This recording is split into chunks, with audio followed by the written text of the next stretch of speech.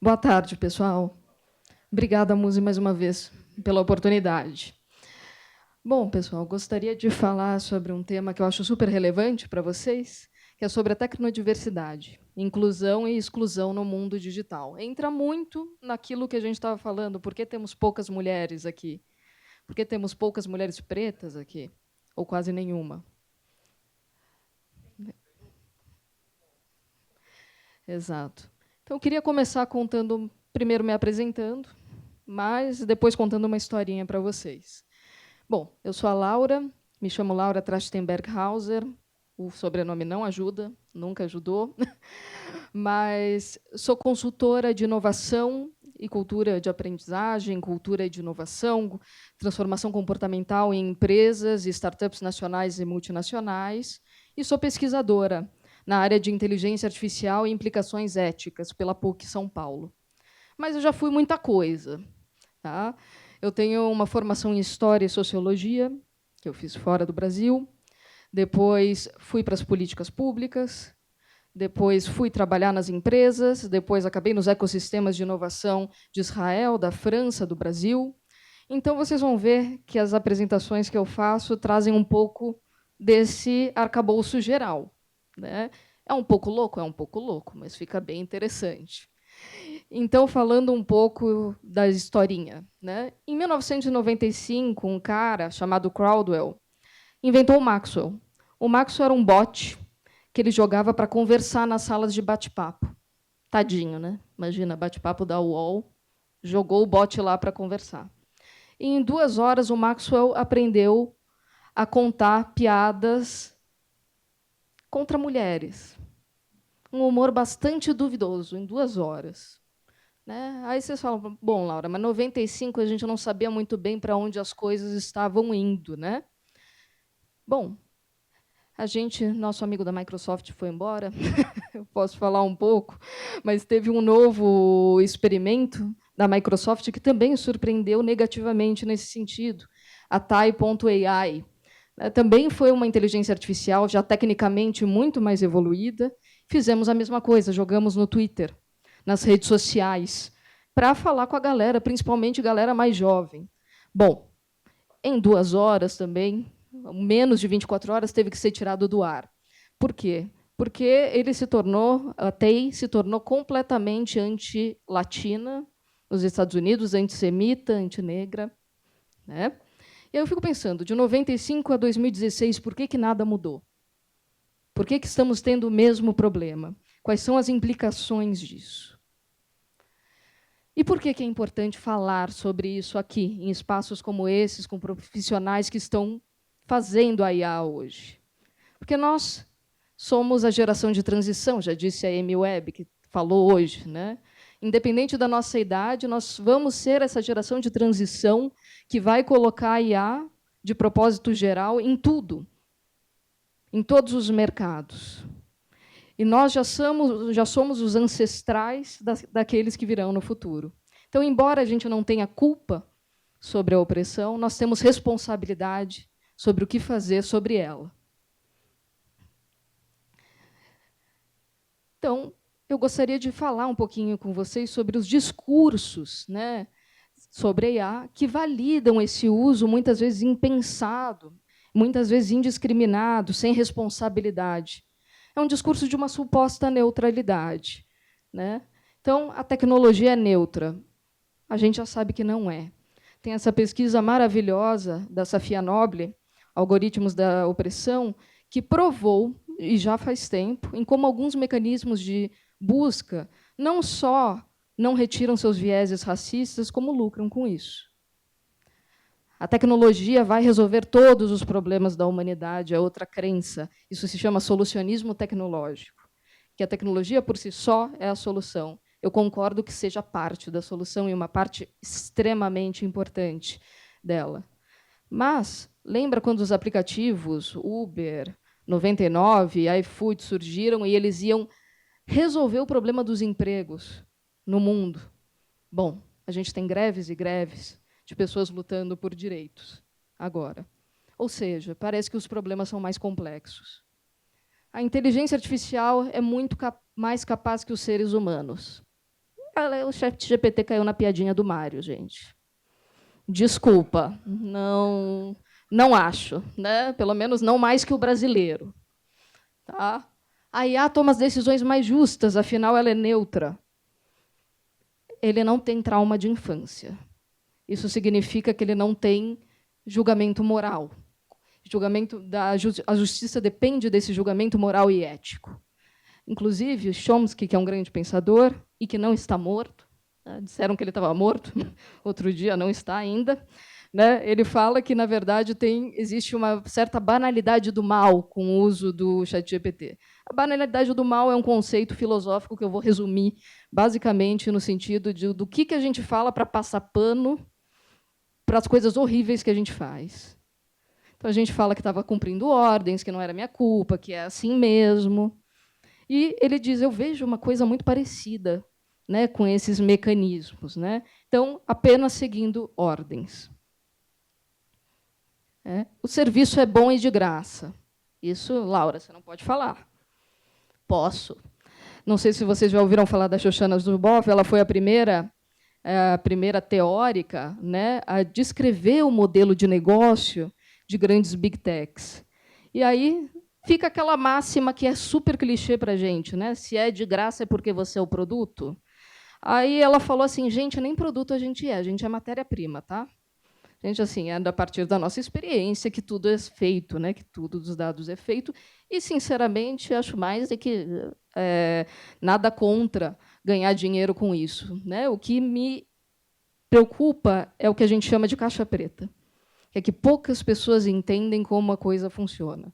Poucas pessoas entendem o que está dentro dessa caixa preta dos algoritmos e da IA. Ela, inclusive, fala que, a partir a ignorância é um grande motor para que as coisas aconteçam sem a transparência. Né? E aí fica a pergunta, é inteligente mesmo? É artificial? Porque é feita por muita gente. Eu tenho uma amiga que fica muito brava, porque fala, gente, é tão difícil fazer esse negócio, programar isso, né? Fazer aí falar artificial como se tivesse surgido do nada. O fato é que ela é inspirada por pessoas, criada por pessoas, e, mais importante, ela impacta pessoas. E pessoas têm vieses. Todo mundo tem. Né? Não existe alguém puro, né? Sem vieses, sem preconceito, sem nada, e a gente tem que se responsabilizar sobre isso. Aí aprende com os nossos dados. Nossos dados refletem muito nosso comportamento. E nosso comportamento espelha muito a nossa história. E a nossa história no Brasil tem mais de 400 anos de escravidão. Foi a única estrutura de longa história que a gente teve aqui nesse país. Todo o resto a gente não conseguiu passar de 50 anos, mas a escravidão a gente teve 400. A gente tem uma história de exclusão de mulheres na política. Então, Muse, né, a gente pensa, por que elas não estão aqui? Bom, é algo sistêmico. Né? A gente está vivendo consequências históricas de exclusão. Apenas em 90, a homossexualidade é retirada da lista de doenças da OMS. Apenas em 91, a gente tem a primeira lei estabelecida para pessoas com deficiência. Então, o que esses dados vão revelar? Né? Como esses dados vão treinar essa inteligência artificial? A tecnologia não inventa, mas ela exponencializa padrões sociais, exponencializa discursos e estruturas históricas. Não sei se vocês já fizeram essa experiência, mas eu e um grande amigo botamos aí homem inteligente no Google. A gente precisou chegar na página 6, 7, 8 para ver um homem preto. E isso vai criando um imaginário do que é o homem inteligente, de quem trabalha com tecnologia. Se eu colocasse cientista aqui, normalmente apareceria homens brancos de jaleco também. Então, de novo, por que mulheres não estão aqui? Porque não está nem no nosso imaginário ainda. Né? Você precisa sonhar antes de ser. Se você não consegue ter referência e representatividade, fica mais difícil. Não sei se vocês já ouviram falar da Joy. Joy Bullawine é uma grande cientista, ela se diz uma poeta dos códigos. Ela participou desse documentário maravilhoso chamado Coded Bias, né? E ela basicamente descobriu, na pesquisa dela do MIT, que rostos pretos não eram bem trabalhados pela inteligência artificial de reconhecimento facial. Ou eles eram vistos como invisíveis, ou eles eram confundidos. Por quê? Porque tinha pouquíssimos pretos, tanto no desenvolvimento quanto no teste. das inteligências artificiais. Isso pode ter resultados catastróficos. Por exemplo, negros têm mais chance de serem atropelados por carros autônomos. Outro exemplo, né, o fail épico do Google, que identificava, né, pessoas negras como gorilas. E pior ainda, né, quando a gente usa esse sistema para julgamentos, quando a gente usa esse sistema para um sistema de justiça, né? O sistema de algoritmo dos Estados Unidos, por exemplo, foi altamente criticado, que determinava a gente pena de condenados, né? E estava enviesado. Fato é, quanto menos grupos minorizados a gente tem, não só no uso, não só no teste, mas no desenvolvimento da tecnologia, maior a chance de exponencializar viés. E não estamos num caminho muito fácil para isso. Segundo o dado da ONU, de 21, 37% da população mundial nunca usou a internet. Eu fui rever esse dado recentemente. Esse é o dado mais utilizado, que é o da ONU. Tem um dado da Statista também, de 2024. Estamos em 32%, mais ou menos, de pessoas que nunca usaram a internet. Eu fico impressionada como a gente faz painéis sobre inteligência artificial, muitos, e não se fala desse dado. 20% das pessoas em países subdesenvolvidos têm baixa qualidade, baixa velocidade de internet. Só 25% de trabalhos ligados à tecnologia são exercidos por mulheres. Ou seja, ainda fica mais grave quando a gente percebe algo que é a governança algorítmica. Ou seja, a gente está delegando tomada de decisões éticas, como, por exemplo, o sistema judiciário, para uma inteligência artificial que está sendo desenvolvida por um grupo muito específico e com seus vieses. Então, acredito que a terceirização das tomadas de decisão ética por algoritmos pode levar a uma enorme concentração, potencialização de poderes, potencialização de estruturas, de exclusão, e uma enorme concentração de poder. É o apocalipse? Não. Acredito que não. Acredito que existam muitas soluções. Inclusive, não sou tecnofóbica, eu sou apaixonada por inteligência artificial, por tecnologia, por isso resolvi estudar isso. Mas eu acho que há coisas a serem trabalhadas. Tecnodiversidade nos leva, ao título dessa palestra. Tecnodiversidade é um conceito do Yu Hui, que ele fala que assim, a tecnologia não é diferente da gente, é parte da gente, é parte do nosso cosmos. Então, os grupos sociais, inclusive aqueles minorizados, devem estar no meio do desenvolvimento de acordo com seus contextos culturais específicos. A Tsai Surui, que é uma ativista indígena, foi no South by South esse ano e falou o seguinte, disse, gente, a gente precisa, os indígenas, os povos ancestrais precisam da tecnologia. Venham conversar com a gente para a gente produzir junto e desenhar junto. Não achem que saibam o que a gente precisa. Isso vai nos levar a tecnologias mais inclusivas. Por exemplo, uma que eu sou fã é a Deb. Aqui, chama a Deb aqui no Instagram. A Deb é uma inteligência artificial que é especialista em responder questões raciais.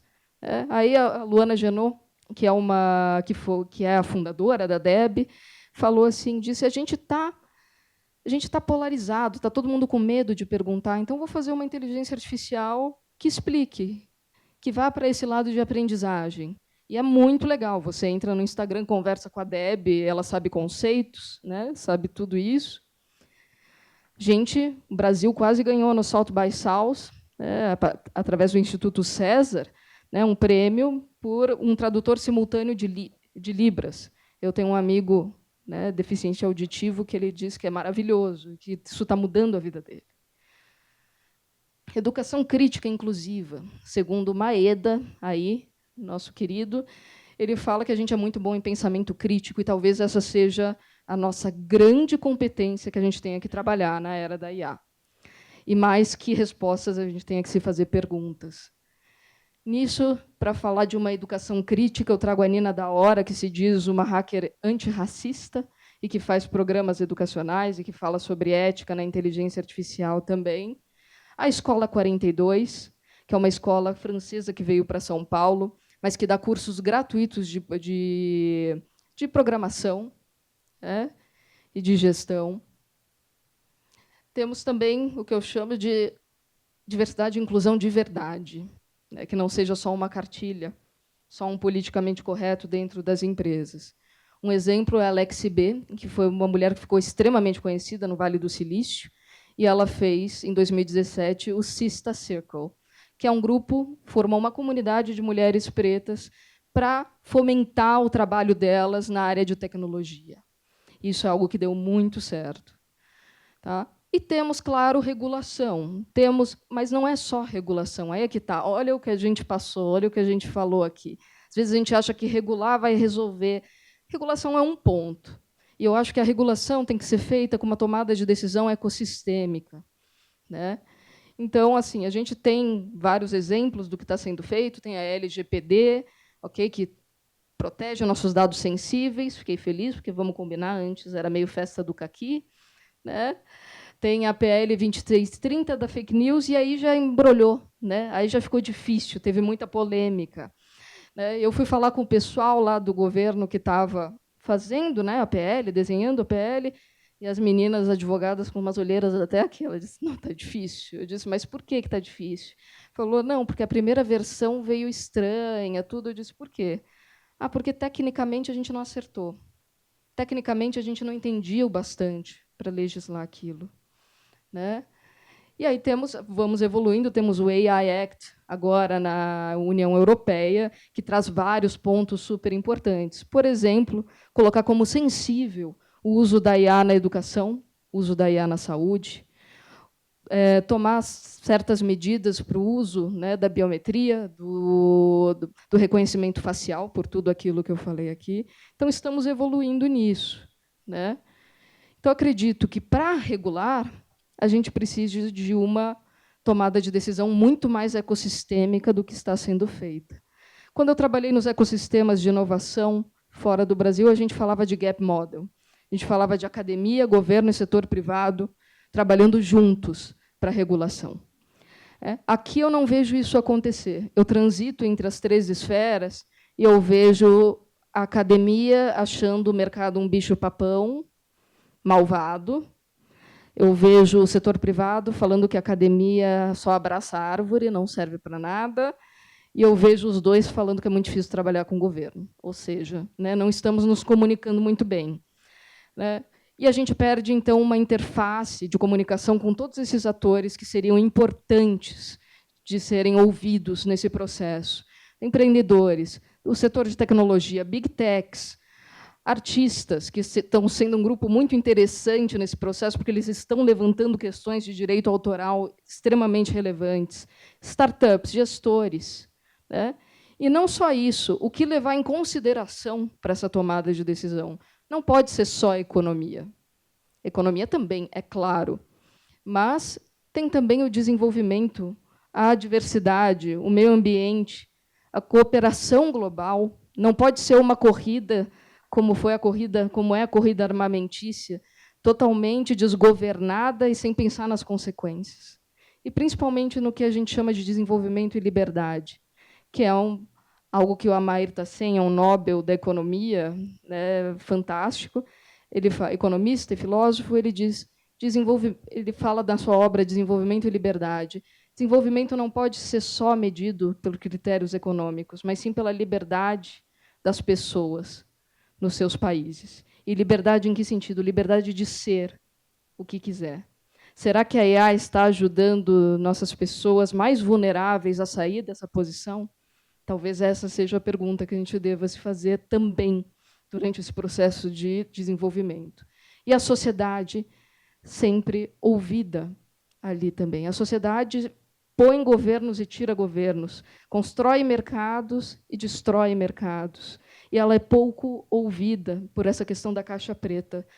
Poucas pessoas entendem o que está acontecendo.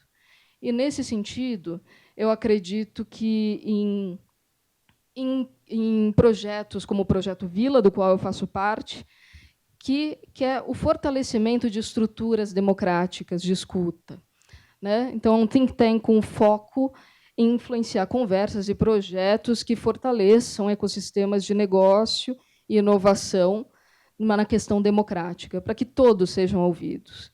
Isso é totalmente apartidário, não é uma questão política, mas é uma questão de tomada de decisão ecossistêmica e de tomada de decisão que escute os atores envolvidos e impactados por isso. O fato é, a gente não pode terceirizar nossa tomada de decisão sobre o futuro, por melhor que a EA fique. A tecnologia pode ser nossa parceira no caminho, mas não é a responsável pela direção. É nossa responsabilidade dar isso. E termino aqui com uma frase da Joy que eu acho fantástica, que é: se a gente tem um rosto, se você tem um rosto, você tem espaço nessa conversa sobre inteligência artificial. Muito obrigada, pessoal.